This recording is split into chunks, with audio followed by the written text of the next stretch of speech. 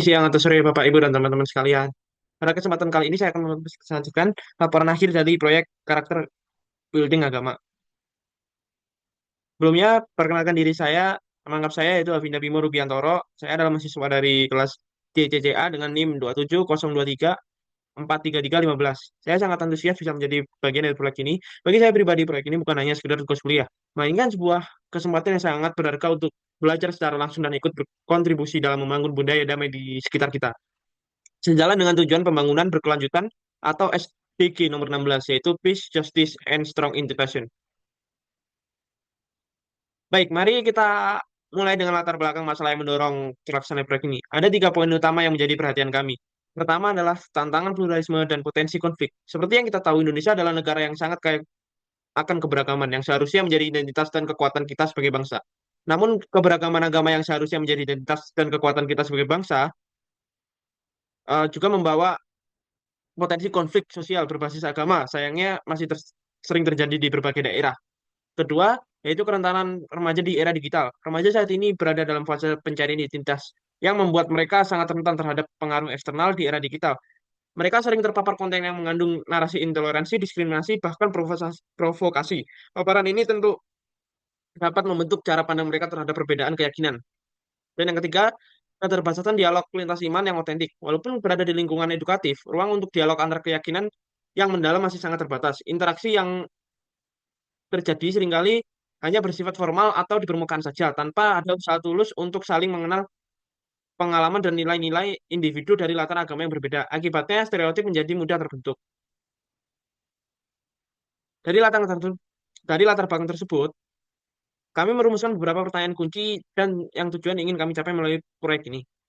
Rumusan masalah kami adalah apa saja faktor yang menyebabkan rendahnya kualitas dialog lintas agama di kalangan remaja. Dua, bagaimana metode wawancara reflektif dapat secara efektif membangun empati dan memfasilitasi pertukaran pemahaman. Tiga, dan yang terpenting, bagaimana cara bagaimana saya sebagai manusia dapat berkontribusi secara nyata pada SDG nomor 16 ini melalui proyek ini. Untuk menjawab pertanyaan tersebut, tujuan proyek kami adalah ada dua, yaitu secara umum meningkatkan toleransi dan empati di kalangan remaja melalui pendekatan yang personal dan berbasis pengalaman hidup nyata. Secara khusus, bagi komunitas, kami ingin menyediakan ruang dialog yang aman bagi minimal 4 individu dari keyakinan berbeda untuk berbagi pandangan mereka. Dan bagi saya pribadi, tujuannya adalah untuk mengasah nilai-nilai karakter penting seperti growth mindset, social awareness, dan collaboration sebagai bekal untuk menjadi perubahan di masa depan. Sekarang saya akan masuk ke bagian yang paling menarik, yaitu hasil temuan di lapangan. Temuan dari wawancara saya, dalam proyek ini, saya berkesempatan mewawancarai seorang narasumber nama email yang berlatar belakang Islam. Ia berbagi sebuah kisah yang sangat inspiratif tentang toleransi dalam tindakan nyata. Ia menceritakan bagaimana teman kosnya yang non-muslim secara sadar tidak makan dan minum di hadapannya selama bulan Ramadan. Sebagai balasannya, ia dengan tulus membantu temannya menghias pohon Natal. Bagi saya ini adalah bukti nyata bahwa toleransi sejati adalah aksi empati yang tulus dalam kehidupan sehari-hari. Benang merah universal dari seluruh wawancara yang dilakukan oleh tim kami yang meliputi narasumber dari agama lain, misal Islam, Kristen, dan Buddha, kami menemukan sebuah benang merah universal atau kesamaan fundamental yang sangat kuat. Satu, makna toleransi. Kami menemukan bahwa toleransi bukan lagi sekedar konsep pasif membiarkan, melainkan telah berevolusi menjadi sebuah partisipasi empatik, yaitu keinginan aktif untuk menghormati dan mendukung perbedaan. Kedua, yaitu kesamaan nilai luhur. Meskipun terminologi yang berbeda, ada yang menyebutkan kasih atau welas asih atau rahmatan lil alamin. Semua narasumber menyuarakan inti ajaran yang sama, yaitu perdamaian dan keadilan. Tiga, yaitu adalah ancaman utama. Kami juga mengidentifikasi bahwa ancaman terbesar bagi harmoni saat ini adalah pemahaman agama yang dangkal dan instan, yang seringkali didapat dari sumber yang tidak terverifikasi di media sosial. Berdasarkan temuan-temuan tersebut, kami menuliskan tiga solusi konkret yang dapat ditawarkan. Solusi pertama adalah institusionalisasi dialog di lingkungan pendidikan. Kami merekomendasikan metode ini agar menjadi kurikulum tidak hanya di mata kuliah karakter building, tetapi juga dapat dalam program orientasi mahasiswa baru. Tujuannya adalah untuk menanamkan nilai keterbukaan dan empati sejak awal perjalanan akademik. Kedua, yaitu menggagas ruang dialog inisiatif remaja.